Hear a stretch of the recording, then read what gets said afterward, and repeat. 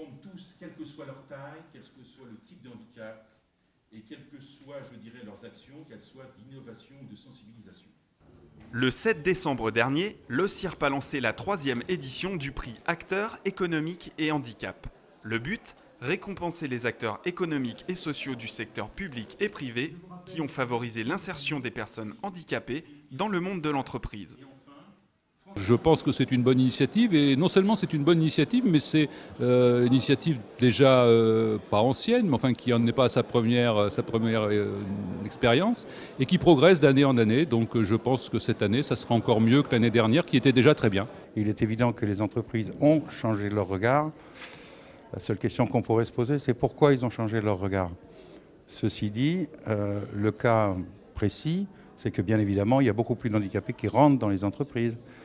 Mais je crois qu'il ne faut pas se leurrer. Je crois plus en des actions comme celles que fait l'OSIRP qu'effectivement à de l'imposition par une loi. Ceci dit, c'est quand même mieux qu'avant, quand même. Il faut être très honnête. Pour l'occasion, le Presse Club accueillait une exposition baptisée Les Déglingués qui proposait des dessins humoristiques et des caricatures sur le thème du handicap. Une manière de prendre du recul face à cette différence. Il y a 2 choses à réaliser. La première, c'est que le handicap, c'est une réalité de la vie, comme tant d'autres. Et la deuxième réalité, c'est que la personne handicapée, elle n'est pas uniquement porteuse de difficultés. Elle a aussi des potentiels, des capacités. Il faut que la société les identifie, les évalue, les aide à éclore, et tout le monde en profitera.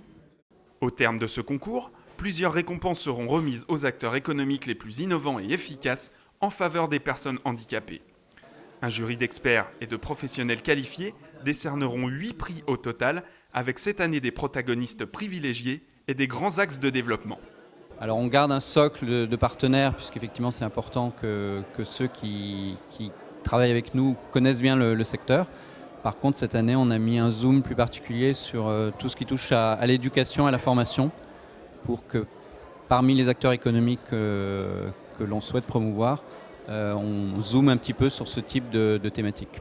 Il faut savoir qu'aujourd'hui, on compte seulement 2,8% de travailleurs handicapés dans le secteur privé et environ 4,4% dans le public.